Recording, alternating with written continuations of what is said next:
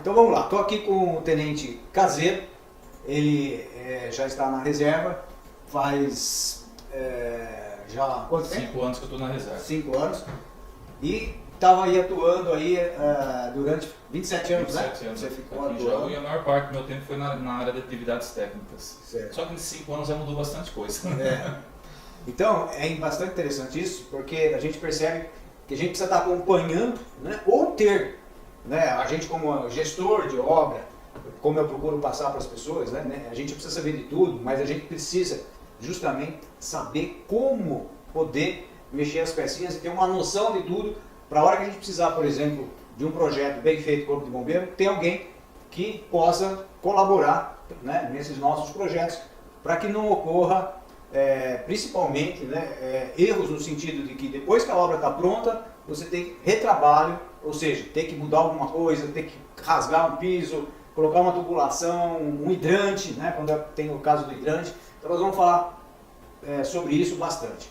Tá? Eu queria agradecer aí as pessoas que já estão aí ligadas na gente, também agradecer aqueles aí que se inscreveram no Fórmula do Engenheiro Empreendedor e que com certeza vão ter esses 3 meses aqui pela frente até o final do ano, trabalhando, desenvolvendo, estudando e também executando para o ano que vem ser um ano transformador. Com certeza, depois do curso nosso, né, os nossos alunos, que eu chamo de trainee, para estarem desenvolvendo tudo aquilo que a gente está passando nesse curso online. Mas nós não vamos falar do curso online, nós vamos falar agora desse conteúdo que é muito importante, que é o sistema de combate e prevenção ao incêndio com o Tenente Caseiro. Tenente, fala um pouquinho de você aí, no sentido assim, eu sei que como você já tem mais de 30 anos em contato, né, com essa área, a evolução, né, até a gente sabe, eu também participei disso, faz 32 anos que eu tenho formado, então a gente vê que houve alguns acontecimentos, ou seja, alguns incêndios, que provocaram também uma reação em termos de norma, viu-se a preocupação de, vamos dizer assim, de terem mais cuidados, né? E aí as exigências foram maiores e também a fiscalização começou a ser muito mais rigorosa. Conta um pouquinho aí do início e dos últimos anos. Bom, Júnior, como você bem disse, né, a evolução nessa área aí, ela vem constante. Tudo iniciou-se na época dos incêndios Joelma e Andraus, né? A partir daí, nós já tivemos 5 decretos estaduais. Tá? Então, para vocês terem uma ideia, o decreto estadual, né, o decreto estadual atual, que é o 63.911/18, que é o que regulamenta as edificações na questão de combate a incêndio, prevenção e combate a incêndio. Então, nesse espaço do incêndio Joelma até hoje, nós tivemos 5 decretos. Esse último decreto ele foi publicado no final desse ano 2018. Esse é o Joelma, em São Paulo, que realmente já faz uns 45 anos. Aí já na situação de incêndio, nessa época aí não havia prevenção nenhuma, né, com relação a, obviamente, o pessoal, né, procurava em algumas situações equipamento de combate a incêndio, mas como não havia exigência, né, então com certeza a maioria talvez não se preocupasse com isso. Então hoje esse novo decreto, por exemplo, esse último decreto, ele traz, para você ter uma ideia, aí depois do evento Boate Kiss, né, ele traz até o poder de fiscalização do Corpo de Bombeiros. Então, o bombeiro, atualmente, numa situação de vistoria, ou de repente solicitado por uma autoridade competente, né, ele pode fazer uma vistoria para fins de fiscalização. E nessa fiscalização pode ocorrer de advertência, a multa e também evoluir para uma cassação. Tá?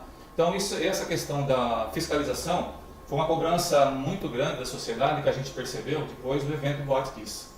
Né, que o pessoal sempre questionou que o bombeiro não fiscalizava, como o bombeiro fornecia um documento, não fiscalizava e tal. Agora esse novo decreto traz esse poder de fiscalização para o bombeiro. Antes não era previsto isso aí, agora é. Entendi. Mas o bombeiro, na verdade, ele fazia uma análise, vamos dizer, aprovava, na verdade, mas não se sabia se realmente estava executado do jeito que... Porque eu costumava dizer que o bombeiro era acionado por tabela, por quê? Porque como ele não tinha o poder de fiscalização, mas a prefeitura para fornecer o alvará de funcionamento, então dentre vários documentos que ela solicita, né, o do bombeiro é um também, então quer dizer, era acionado por tabela. Só que em algumas situações, de repente, como o bombeiro ia fazer vistoria, não encontrava, o local estava ok, estava em conformidade com as normas, se a pessoa não solicitasse o retorno, o bombeiro não retornava, porém também a pessoa não tinha o AVCB, certo? Então, de uma certa forma, ela era forçada a obter o AVCB, e para obter o AVCB tem que regularizar a edificação. Tá? Então, e aí diante disso tudo, então veio realmente, eu lembro, depois dessa danceteria aqui, realmente as coisas começaram a funcionar, vamos dizer assim, né? Porque infelizmente, existiam jeitos, né, que as pessoas não faziam exatamente como deveria ser feito, e o risco era possível de ocorrer. Era um risco muito maior. Risco sempre tem, né? Sim. Mas mesmo a educação quando regularizada, certinho, aprovado, pode acontecer alguma eventualidade. Mas tendo o pessoal habilitado para utilizar o equipamento, conhecendo, né, o equipamento correto para se utilizar em determinada situação, obviamente o risco de incêndio acaba sendo diminuído, né? E aí então realmente começou a ter, as normas começou a progredir. Eu lembro até que teve época que era quase anualmente, tinha mudanças, e às vezes era muito rigorosa, depois via que estava exagerada, voltava um pouquinho para trás, e aí foi se ajeitando, e eu acho que hoje já está com uma norma, vamos dizer assim, viável, né? Porque tinha situações que chegou a ter ano que tornava até praticamente inviável, assim, até mesmo economicamente, porque a preocupação era tanta de se atender que às vezes inviabilizava o negócio, né? Por exemplo, um estabelecimento comercial. Então quando a gente fazia um projeto, que a gente na verdade está falando sobre isso, mas é muito em cima da realidade do projetista, né? No caso, o engenheiro, o arquiteto, que vai fazer o seu projeto e já tem que imaginar, principalmente em ambientes comerciais, industriais também, mas o comercial tem também um lado estético, né? Muitas vezes, vamos dizer, o projetista, né? A maioria das vezes o arquiteto, ele não enxerga, vamos dizer assim, o extintor, né? Não enxergava, vamos dizer. E hoje ele tem que enxergar o extintor no sentido que ele tem que ter um lugarzinho lá próprio, né? Sim. Não só para os equipamentos que a gente tem aqui nos extintores, como também as sinalizações, né? Sim, porque não é à toa que de repente o extintor na cor vermelha, né? Realmente para chamar a atenção, para a pessoa realmente visualizar uma situação de necessidade. Hoje já existem algumas situações que, por exemplo, o extintor pode ser de uma outra cor, cromado, por exemplo, né? Para quebrar um pouquinho o vermelho, desde que ele esteja sinalizado. Mas o ideal com relação ao projeto que você estava dizendo, é o projeto de construção caminhar junto, né, de construção civil caminhar junto com o de bombeiro, né, porque eu falo projeto de bombeiro nos locais que acima, basicamente, tá, pessoal, acima de 750 metros quadrados, que vai hidrante e tudo mais, que tem que passar por uma análise primeira, né, pelo corpo de bombeiros, para aprovar primeiro em projeto, para depois aprovar em vistoria.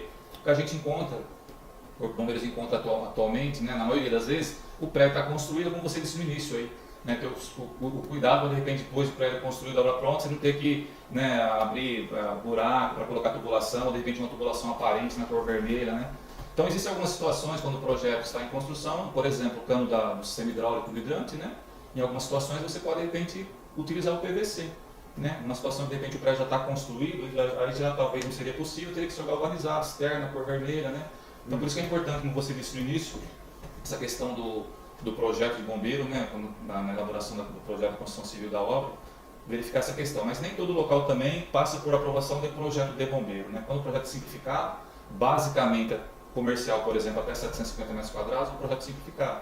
Então, teoricamente, ele vai direto para a vistoria. Basicamente, seria só extintores, né.